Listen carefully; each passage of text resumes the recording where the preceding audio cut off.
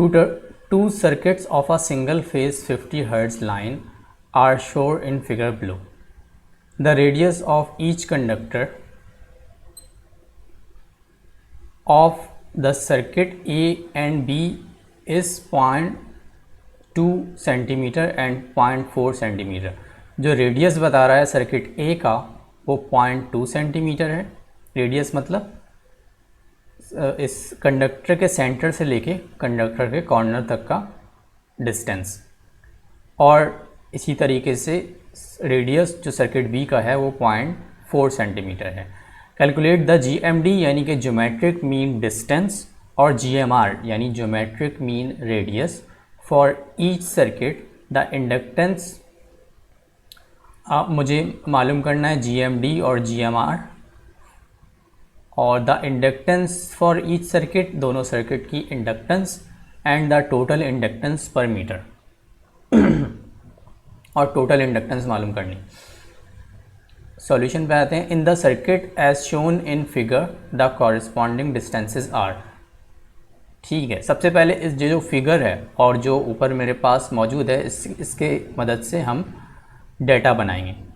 अच्छा, DA dash यानी A से लेके A डैश का जो दरमियान डिस्टेंस है वो है 8 मीटर. मैंने लिख दिया 8 मीटर.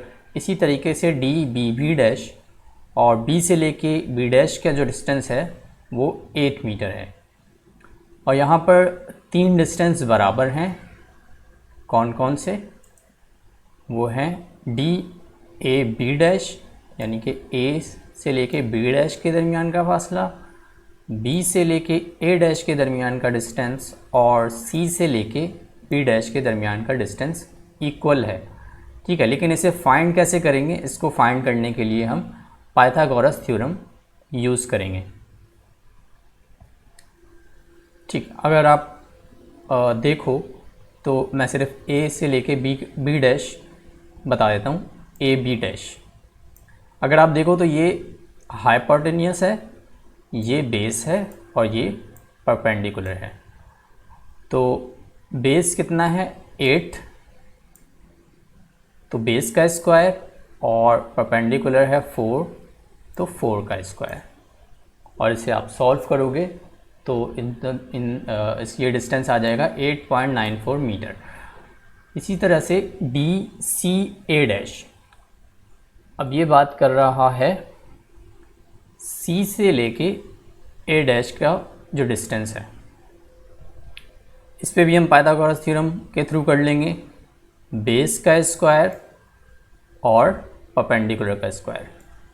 यहाँ बेस भी 8 मीटर है, 4 + 4 8 मीटर और परपेंडिकुलर भी 8 मीटर है. तो CA डैश डिस्टेंस आया 11.31 मीटर. ओके, तो नंबर ऑफ़ कंडक्टर्स कितने हैं? सर्किट A में है 1 2 3 कंडक्टर्स और सर्किट B में है 2. तो सर्किट A में है 3 कंडक्टर्स एंड सर्किट B में है 2 कंडक्टर्स.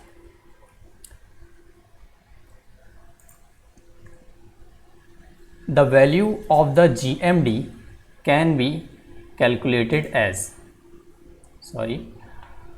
GMD फाइंड करने के लिए उसका फॉर्मूला है √mn dash.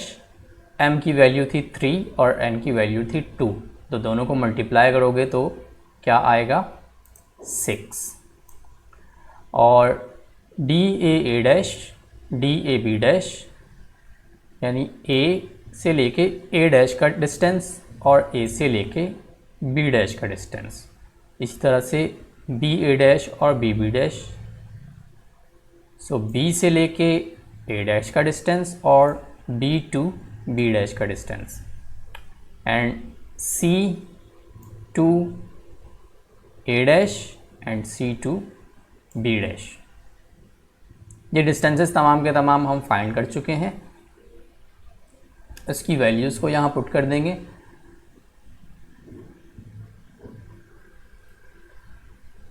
DAA dash A से लेके A डैश का डिस्टेंस कितना है? 8 और AB डैश का डिस्टेंस हम पहले फाइंड कर चुके हैं 8.94 और BB डैश का डिस्टेंस कितना है? 8. और बी ए डैश का डिस्टेंस हम फाइंड कर चुके हैं 8.94 और सी ए डैश का डिस्टेंस हमने फाइंड किया था, इसका डिस्टेंस 11.31 और 8.94 दोबारा इसे आप सॉल्व करोगे कैलकुलेटर में तो आएगा 8.96 मीटर। ठीक, तो उसके बाद हमें फाइंड करना था ज्योमेट्रिक मीन रेडियस। तो ज्योमेट्रिक मीन रेडियस जब आप फाइंड करते हो तो वो इंडिविजुअल सर्किट का फाइंड करते हो। ठीक, तो सर्किट ए के लिए मैं अलग फाइंड करूँगा ज्योमेट्रिक मीन रेडियस और सर्किट बी के लिए अलग फाइंड करूँगा।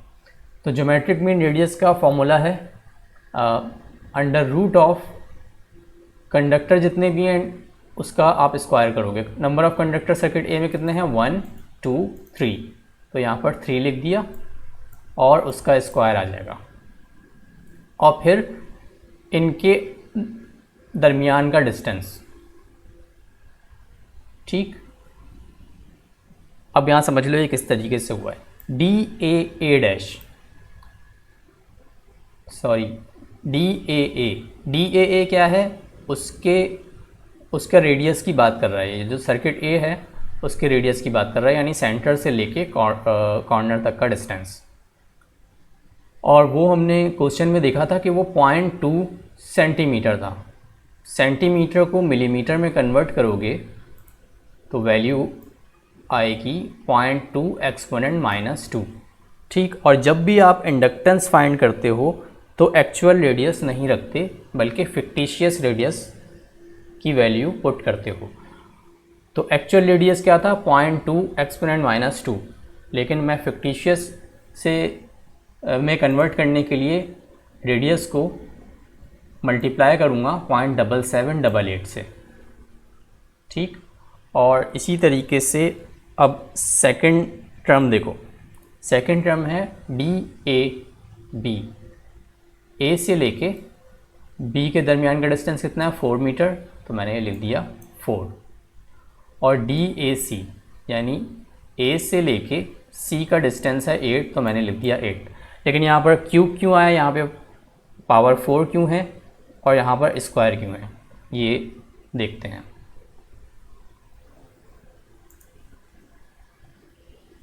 ठीक है, देखो यहाँ कुछ डिस्टेंसेस जो हैं वो सेम है, जैसे इन तीनों कंडक्टर की रेडियस सेम है।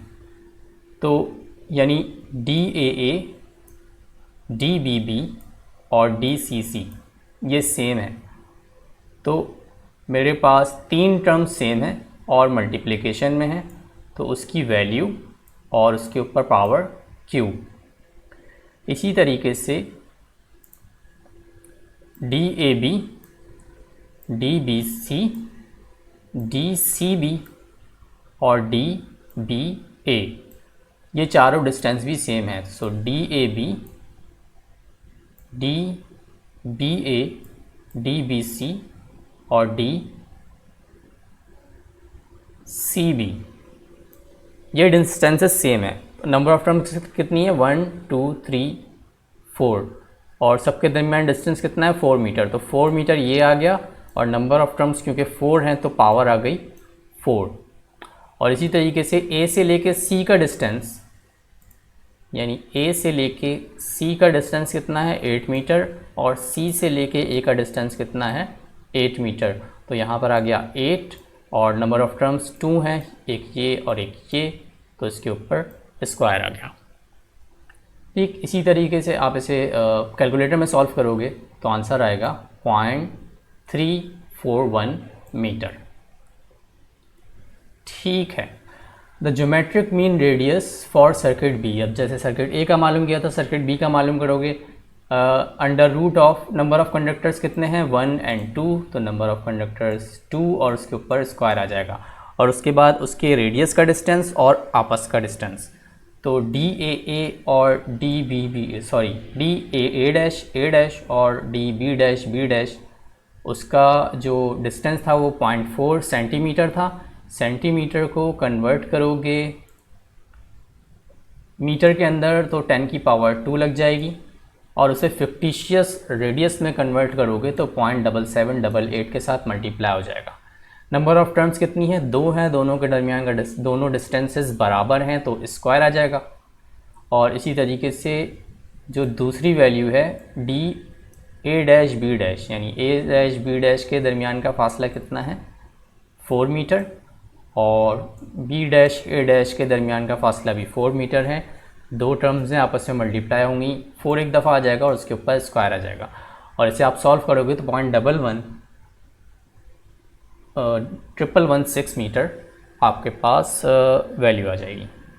ठीक है, नेक्स्ट पेज पे चलते हैं। Inductance for circuit A. Okay, अब मैं इंडक्टेंस फाइंड करूँगा सर्किट ए के लिए अलग, सर्किट बी के लिए अलग, और फिर मुझे टोटल सर्किट इंडक्टेंस मालूम करनी है तो दोनों को सम कर लूँगा। इंडक्टेंस का फॉर्मूला है 2 exponent -7 LM GMD upon GMR, और ए यहाँ पे इस वजह से आया कि आप सर्किट ए का एक ये इंडक्टेंस मालूम कर रहे हो। ठीक है, GMD मैंने फाइंड कर चुका हूँ, GMR फाइंड कर चुका हूँ, दोनों की वैल्यूज़ पुट करोगे आंसर आ जाएगा 6.54 एक्सपोनेंट -7 हेनरी पर मीटर। सेम इसी तरीके से इंडक्टेंस ऑफ बी फाइंड करोगे आप, ठीक, और वो उसके आंसर आ गया 8.77 एक्सपोनेंट -7 हेनरी पर मीटर। और टोटल इंडक्टेंस मालूम करने के लिए इंडक्टेंस ऑफ ए और इंडक्टेंस ऑफ बी को सम कर देंगे तो 11.47 एक्सपोनेंट -7 हेनरी पर मीटर आ गया। तो सवाल की जो रिक्वायरमेंट थी वो हमने कंप्लीट कर दी, तमाम के तमाम आंसर्स हमने दे दिए।